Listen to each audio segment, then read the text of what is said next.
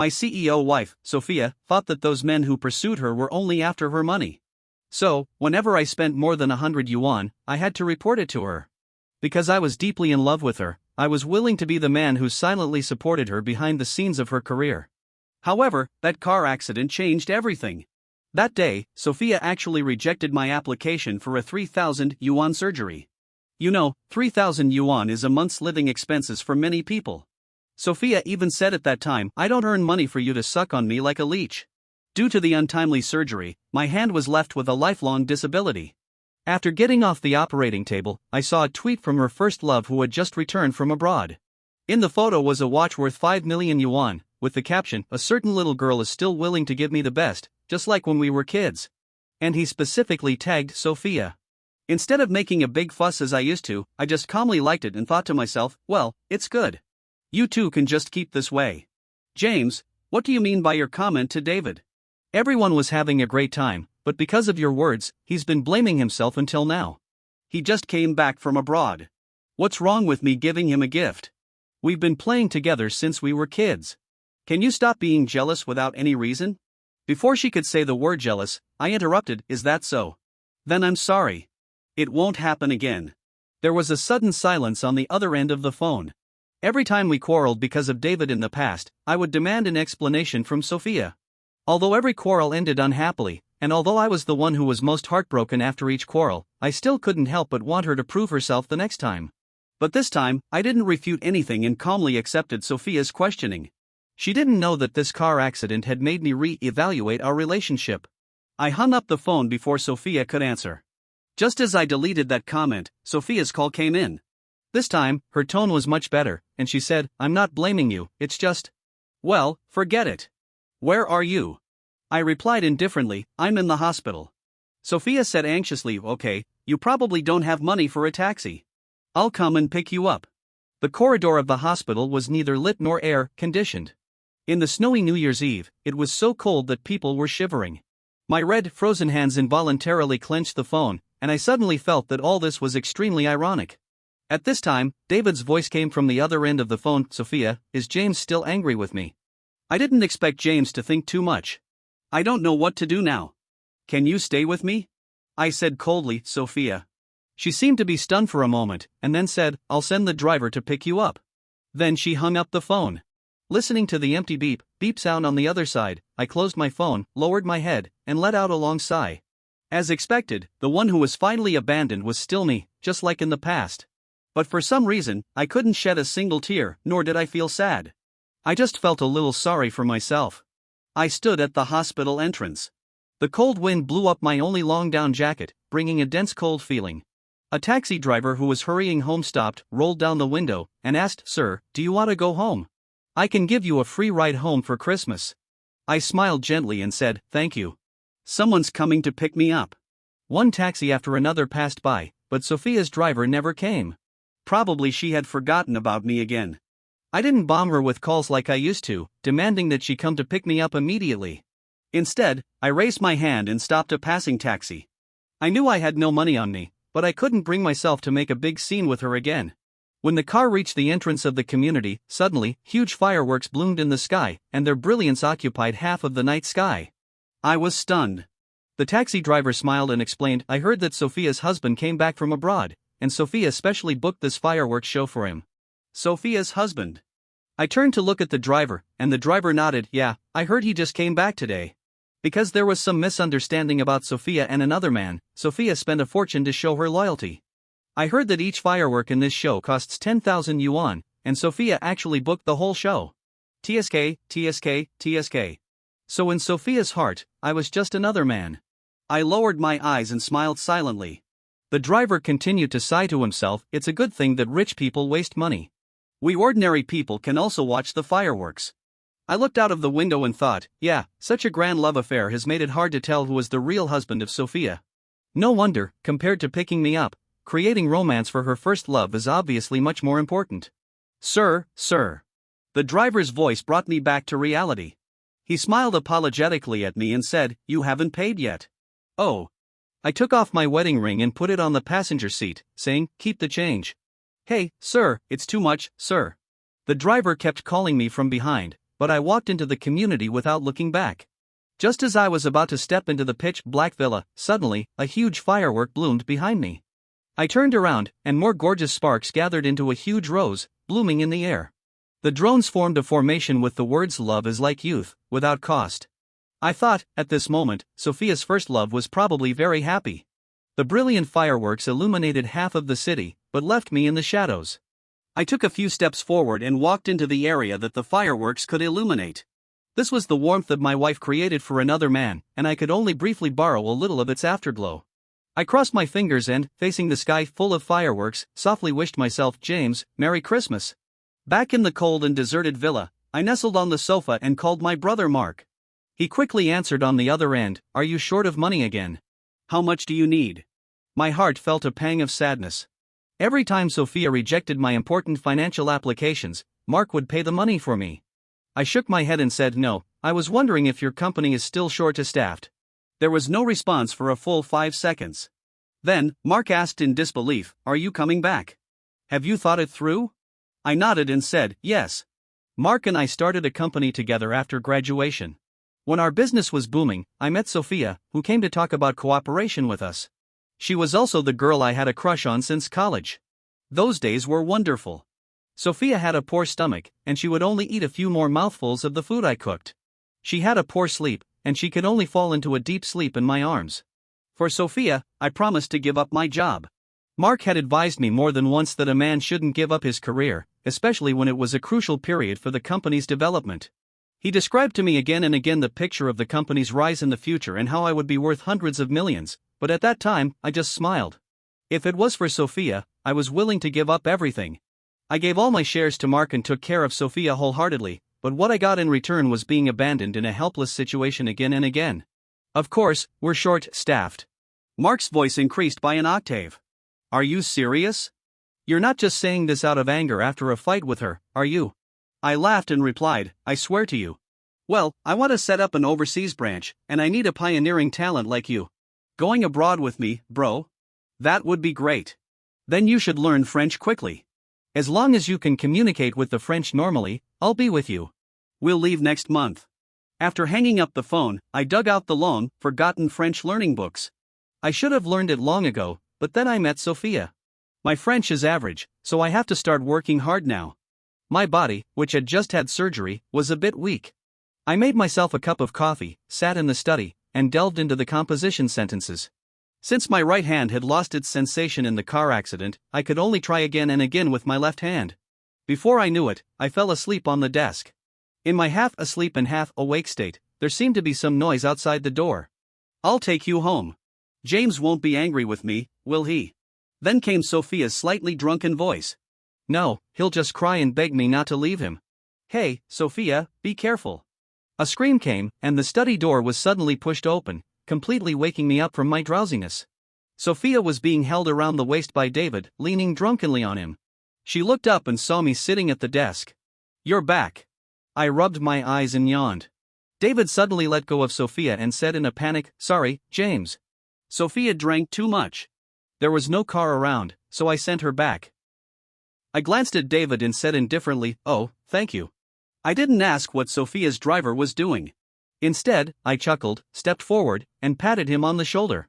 Then I continued, "Your face is all red from the cold. Thanks for bringing her back." David was stunned, and even Sophia frowned and said, "James, what are you insinuating?" I said expressionlessly, "Ha. I'm not." David suddenly grabbed my arm and said with a pitiful look, "James, I really didn't mean it. If you want to blame someone, blame me. Please don't quarrel with Sophia because of me." I stuffed a hot water bag into David's hand and said with a smile, "Take it. Be careful not to catch a cold."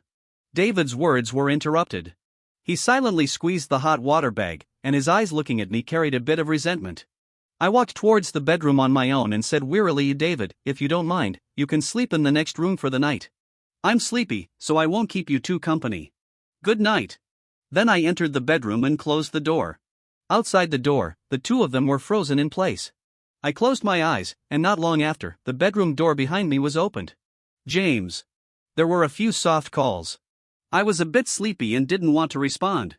"James, I know you're not asleep." Sophia's tone was a bit angry. I reluctantly opened my eyes and asked, "What's up?" She hesitated for a while and then said, I sent him away. I raised my head and asked in confusion, oh, you're not letting him sleep here for the night? She frowned and said to James, I grew up with him. I hope you don't be jealous for no reason. I laughed and replied, what jealousy? It's just that it snowed at night, and the road is slippery. I thought it was unsafe for him to drive home. Sophia was stunned. I went back to sleep. A warm body temperature was pressed against my back, and her breath fell on my ear as she said, don't you have anything else to say? I closed my eyes and said, what should I say? Sophia asked unwillingly, aren't you supposed to have a lot to say at this time? I opened my eyes, looked at her, and said calmly, yeah, every time I see you with other men, I must quarrel and ask you to prove yourself. You two grew up together. What's there for me to be jealous about? Sophia's hand on my shoulder tightened. This was the first time that in our confrontations, she was the one left speechless. I was half asleep when a hand touched my abdomen. I was startled and quickly grabbed the hand and said, I don't want to have sex. She hugged me and asked in confusion, but we haven't had sex for a long time. I clenched her hand tightly and said, aren't you really curious why I went to the hospital today? My financial application clearly stated that it was for a surgery, but from beginning to end, you didn't even ask me how I was feeling. She laughed and said, I know. It's just a headache or a fever. Wife will make it up to you now, okay? I shook my head and said, I just don't want to have sex. I wrapped myself tightly in the quilt and continued, I said I'm sleepy. In my relationship with Sophia, it was always me who tolerated all of her, and I was always the one who begged her to do this and that. Refusing to have sex was something that had never happened before. The hand behind me gradually clenched tightly, and the voice said coldly, James, usually it's you who begs me to do this kind of thing, right? Then there's no need to in the future. Sophia didn't say anything more. After a while, the bedroom door was suddenly slammed shut, waking me up just as I was about to fall asleep. I turned around, and there was no sign of her on the bed. After Sophia slammed the bedroom door, she went out the front door. Soon, the sound of a car engine starting came. I didn't chase after her, nor did I send her an apology message as I usually did when I made her angry. Instead, I could finally lie in bed peacefully and have a good sleep. The next day, Sophia didn't come home all day. I didn't check on her whereabouts as I used to. Instead, I met with Mark and discussed the future process. When he learned that I was going to divorce, he jumped up excitedly and said, I knew you would definitely come to your senses. You shouldn't have been a house husband in the first place, having to report to her even for spending 100 yuan. After hearing this, I just smiled to hide the bitterness in my heart. At this time, Sophia called and said, it's getting dark. Where are you? I was stunned and asked, you're home.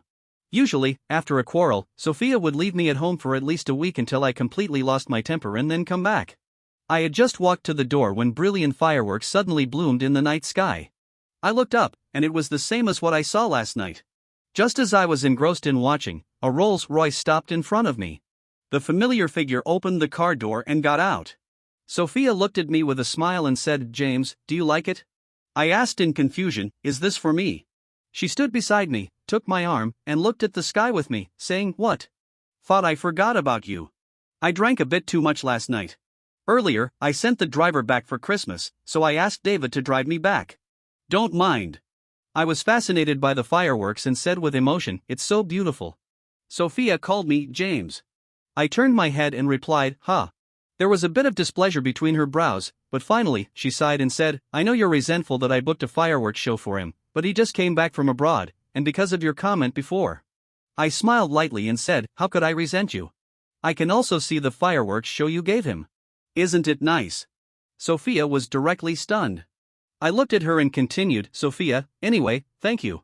This one is even more beautiful than last night's. She observed my expression and asked in confusion, you're not angry? I said indifferently, what should I be angry about? You two grew up together, and one of you just came back from abroad. It's only natural for you to give him something, right? Sophia just stood there, stunned. After a while, there seemed to be a hint of guilt in her always cold eyes. She held my arm tighter and said, let's go on a trip. You've been cooped up at home for long enough. I thought about the fact that I still had to hurry up and learn French, so I shook my head and said no, home is fine. Sophia's hand holding my arm froze, and she said wrong but I've already booked it. I said then go with someone else. Sophia frowned and said to James, it's an intimate trip I chose, a couple, customized one. I lowered my eyes, and the fireworks bloomed in her eyes. If I had heard Sophia say that she was willing to spend so much thought on me a few days earlier, especially a couple, customized intimate trip, I would have happily hugged her. After all, I used to enjoy being her husband so much that I wished everyone knew we were a couple. But now, I just smiled gently and said, "Thank you for your thought, but I really can't go." Sophia looked at me in disbelief. I gently pushed her hand away. "It's too cold outside. Let's go back inside." Then I turned around and opened the door. But when I turned around, Sophia didn't follow me. Instead, she got into the car, slammed the door shut with a loud noise, then started the engine and drove away. Sophia was always like this. When there was a disagreement between us, she would leave me where I was, then block all my contact information, waiting for me to consume my emotions completely. Then she would come back home as if nothing had happened, leaving me with no energy to argue, and I would have to pick up my emotions. But now, I didn't even send a single message. I opened the door and entered the house. Sophia didn't come home for a whole week, and I didn't ask. Every day, I would have tea with Mark, recite words, and practice speaking. I successfully completed the onboarding process and received an advance salary from Mark. The equity transfer will take some time, but it will all be returned to you in the end. Since your marriage, the value of our equity has increased significantly. Mark excitedly told me about the company's development over the years. The more I listened, the sadder I felt. I patted him on the shoulder and said, "You've worked hard all these years." Just as I finished speaking, my Twitter rang with a special attention notification sound. I opened it, and it was David. In the past, I was always very concerned about Sophia and her little first love who was abroad. Every time Sophia went abroad, she would surely go to accompany him. On one hand, I didn't want them to be too close, and on the other hand, I was curious about what happened between them. So, rather awkwardly, I set David as a special attention person. In the post, he was sitting in a helicopter wearing sunglasses, putting his arm around someone's shoulder and taking a happy selfie. The caption read, "Who said first loves can't be close?" Although the person next to him was wearing sunglasses and a mask, I recognized Sophia at a glance. I didn't call to question her why she took David there. I just liked the post and cancelled the special attention setting for David. Just as I put down my phone, Sophia called and said, "I'll be home for dinner tonight." I didn't understand what she meant for a moment and just subconsciously said, "Then I'll save some food for you." Sophia's voice was a bit suppressed as she asked, "James, don't you know what I mean?" I didn't answer, and she hung up the phone. We didn't hire a nanny at home. On one hand, Sophia only liked the food I cooked. Later, she thought that hiring a nanny would make me lazy. When I got home, I cooked a meal for two and then sent Sophia a message, "What time will you be back approximately?" She didn't reply. I didn't foolishly wait until late at night as I used to. Instead, I ate my portion by myself. After waiting for a while and still getting no news from her, I had to wrap her food with plastic wrap and put it in the fridge. I still had to recite words and didn't have time to deal with this. However, it seemed a bit inconvenient to study at home. I'd better go to the library tomorrow so that I don't have to worry about Sophia disturbing me when she gets home. The next day, I went to the library. By the time I felt hungry, it was already dark outside. I suddenly realized that I hadn't thought about Sophia all day. So, I didn't necessarily need her to have my own spiritual world. Just as I was thinking, Sophia called, "You're not at home." "I'm at the library." "What's up?" Sophia paused for a moment before saying, "Let's talk." "I'll come pick you up." Sophia and I did have something to talk about, and I also wanted to find her. When I packed my things and went downstairs, Sophia's car was already parked at the door. I habitually went to open the passenger side door when a sudden exclamation sounded, "Hey, James." David's cuff was entangled with Sophia's hair. Sorry, Sophia's hair got caught when she was picking up her lipstick. Don't misunderstand. There's nothing between us. Even though he said so, his action of casually putting his hand on Sophia's and the provocative glance he gave didn't show any sign of apology. Sophia looked at me, raised her hand, and untangled her hair herself. At the same time, she looked up at me, her cold eyes mixed with a bit of exploration, as if she wanted to catch something on my face. I didn't question Sophia why she brought David and let him sit in the passenger seat, nor did I ask Sophia to explain why her hair was so tightly entangled. I just smiled indifferently and said, "You two grew up together." What would I misunderstand? Then I opened the door of the back seat and got in. After I put my bag away, I noticed that Sophia was looking at me through the rear-view mirror, her brows furrowed deeply. I didn't know what she was angry about. Was it because I didn't make a scene like before, asking her to prove her innocence? "What's wrong?" I asked. Sophia seemed to have something stuck in her throat. In the end, it turned into a sigh, and she started the engine. Nothing. David looked at her carefully, then glanced at me through the rear-view mirror, his face looking a bit displeased. Let's eat out today, Sophia said as she drove. David immediately nodded. Okay, let's go to the old place. I haven't eaten there for a long time. Sophia said impatiently, I'm asking James. I was listening to spoken language with headphones on. Hearing this, I was stunned to me. Yeah. Sophia looked at me through the rear-view mirror, frowned, and said, let's go to the Western restaurant where we had our first date. What do you think? David's face darkened. I nodded indifferently and said, whatever. Sophia was still looking at me, as if waiting for me to say something more. Seeing that I didn't seem to want to continue, she seemed to sigh softly. Her hand holding the steering wheel became a bit agitated. David's hand gently rested on her forearm, and he said softly, Sophia. Shut up. Sophia snapped in a low voice. I was taken aback. This was the first time she had gotten angry with David, especially since they hadn't seen each other for a long time. David put down his hand, looked up at me in the rear-view mirror angrily, and then suddenly covered his head, looking in pain. Ouch, it hurt so much. I noticed that Sophia's hand paused. What's wrong with you? Did your old problem flare up again? David frowned even more tightly, looking pained. I don't know. It just hurts a lot.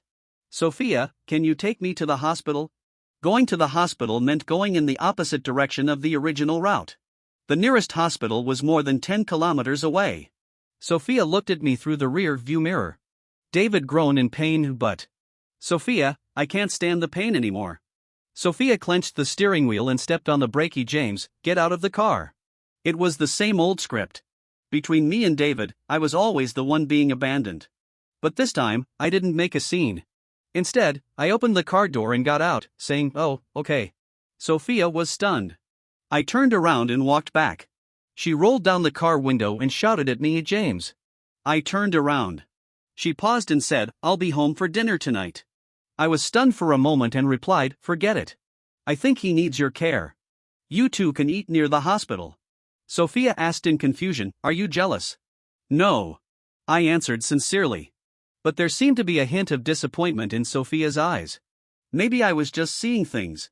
If you really want to come back, I'll order takeout for you in advance. I said. She paused and then said, I've lifted the restrictions on the finance side. You can spend freely under 5,000 yuan from now on. Oh, thanks, but no need. I said with a light smile and turned to leave. After I got home, Sophia didn't come back and didn't send any news all night. I didn't ask either. I reviewed the French I learned during the day and then went to sleep. It was not until a week later when I passed the French test that Sophia still hadn't sent me a single message. And I seemed to have forgotten about her in the intense preparation for the exam. Until that day, after I finished my re-examination at the hospital, I saw David at the hospital entrance. Sophia wasn't with him. I smiled politely and said, are you about to be discharged, fully recovered? He didn't say anything. He walked up to me and threw a sheet of paper at me. I took a closer look.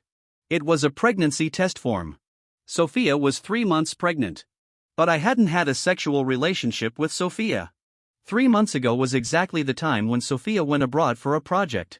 David looked at me coldly, raising his chin. The child is mine and hers. I think you know what to do. You should know better than me who Sophia will choose between you and me. I looked at the description on the pregnancy test form that the fetus was stable, and I chuckled. My eyes couldn't help but get a bit sore. Suddenly, he snatched the pregnancy test form back. David put his hand behind his back, and his smile looked a bit guilty. You're back so soon. Sophia turned to look at me and asked. I looked up, my eyes desolate in Miss Sophia. I usually called her Sophia. Only when I talked about cooperation with her would I call her Ms. Sophia. She frowned and reached out her hand towards David's back. What are you hiding? Ha! David said nervously, and nothing. Let me see. Sophia snatched the pregnancy test form. She looked at the form, then at me, and suddenly laughed. Are you sad because of this? I didn't say anything. For some reason, Sophia's smile seemed to be a bit of relief, and her tone regained its original sense of control. I originally wanted to tell you later, afraid you'd be jealous. I smiled and said, I'm not jealous. I've already consulted a lawyer about the divorce. When you're free, let's get divorced. Sophia was stunned. What did you say? You two talk. I have something else to do. After saying that, I pushed Sophia aside, hailed a car, and left. That night, Sophia came home. There was a table lamp on in the living room. I was dozing off while reading on the sofa. When I heard the door open, I woke up immediately. Sophia stood at the door and said, "I heard you had a car accident. I'll go with you to the hospital again tomorrow." It had been so long since my car accident, and Sophia had just found out. If she still cared about me as her husband at all, she wouldn't have found out about this so late. I replied indifferently, "Thanks, but no need. I have something to do tomorrow. But I'll go with you," she emphasized anxiously. I shook my head and continued, "Still no need."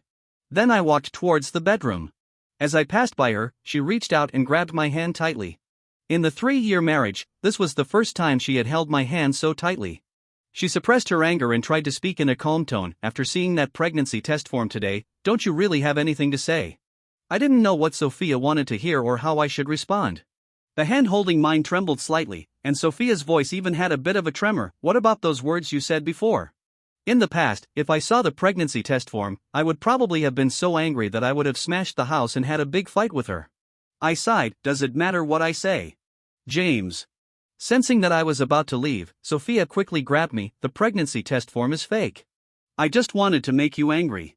I silently pushed her hand away, turned around, and took out my medical record from the drawer and handed it to her. "But my hand can't hold a pen anymore. This is real." I put the medical record into Sophia's hand. When she saw the latest page, the medical record fell to the ground. That day I asked for 3,000 yuan for this reason. My voice was very calm, without any resentment, as if I was talking about something long past and irrelevant to me. Later, it was delayed, and my right hand was disabled. Now I'm left-handed. Seeing me holding the phone with my left hand, her breathing was trembling. She knew that my hand became like this because she rejected my application. "So, for all these days, you've been punishing me like this?" She looked at me with red eyes. I shook my head and said, "It's in the past. Don't think too much." A touch of despair appeared in her eyes. "Don't think too much" was the kind of thing she always said to me. But I didn't mean to argue with her through this sentence. It was just from the bottom of my heart. I turned around and closed the bedroom door. It took me a long time to fall asleep. Only after a long time did I hear the sound of footsteps walking away outside. I had a French written test the next day. I closed my eyes and soon fell asleep. The next day, after I finished the exam and got home, Sophia was rarely waiting for me at home. When she saw me, the corners of her eyes were a bit red. "James." Her voice was a bit hoarse. She walked up to me and stuffed a gold card into my hand. "You can spend my money as you like from now on." Looking at the card, I remembered Sophia saying that all her savings were in this card. During the days when Sophia and I had the most intense quarrels because of David, I wasn't even allowed to touch this card. "Thanks, but I don't need it." I put the card back into Sophia's hand. Sophia looked at me, and her hand didn't move to hold the card. It took me a lot of effort to make her hold the card. Sophia looked at me with a wronged expression and said, "James?" I took out a stack of financial forms clipped together from my bag and said to her indifferently, "Oh, Sophia, these are the application forms I submitted to you in the 3-year marriage. In 3 years, I applied for $6,721.35 from you. With interest, it's about $7,500. I found a job recently, and I'll pay you back this money." As I said this, I took out another stack of $100 bills. I put the money and the forms on the table, looked at her, and continued, "Sophia, if you're not at ease, you can ask the finance department to come and count." Sophia was stunned for a moment, then she grabbed the stack of forms like crazy and flipped through them quickly page by page. Each page clearly stated the date, amount, purpose, and the stamp from the finance department. She looked through the stack of papers over and over again. Finally, she held them tightly in her hand, almost in despair. Sophia asked in surprise, "In such a long time, you only applied for this much?" "Yeah." In 3 years, the money Sophia spent on me was less than the change of a gift David gave her when he came back. But she was always worried that I was taking advantage of her. Sophia sat on the sofa, looking as if she had aged a lot in an instant. I sat beside her. She lowered her head and said a barely audible sorry. I put the divorce agreement in front of her and said in a flat tone, "It's okay. It's all in the past."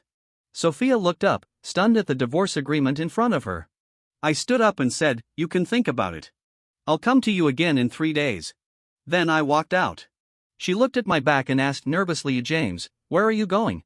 I thought for a while and still answered, "Oh, I rented a house outside. I'm going to move out today." "But isn't this your home?"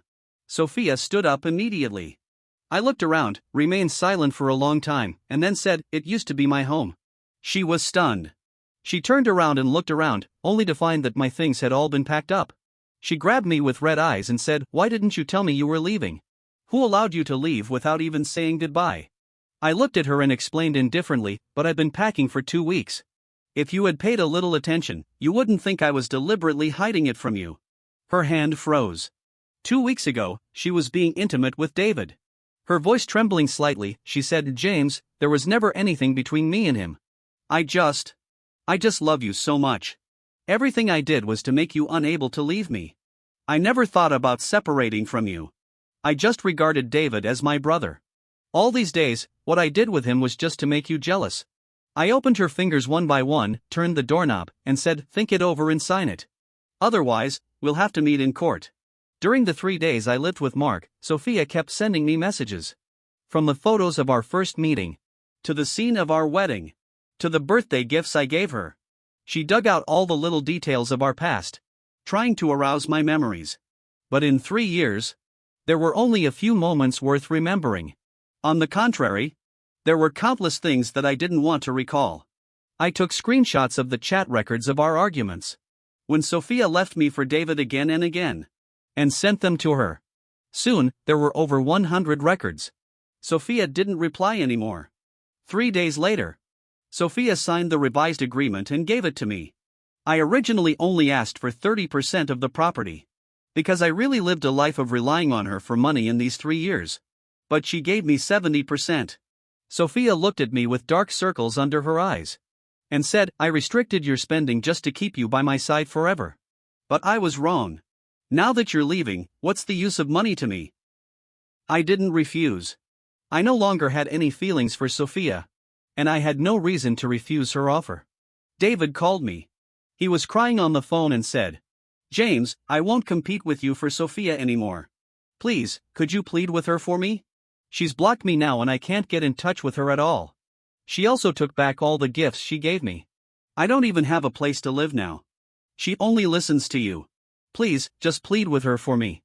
I'm standing alone on the street corner right now, not knowing where to go." I sighed and replied, "I can't plead with her for you because I blocked her too." After saying that, I hung up the phone and blocked his number as well. Mark was dragging his suitcase ahead. He turned back and urged, "James, hurry up. The plane is about to take off." I dragged my suitcase and caught up, shouting, "Coming." If you like these stories, remember to subscribe to my channel. Your likes and subscriptions are the biggest motivation for me to update.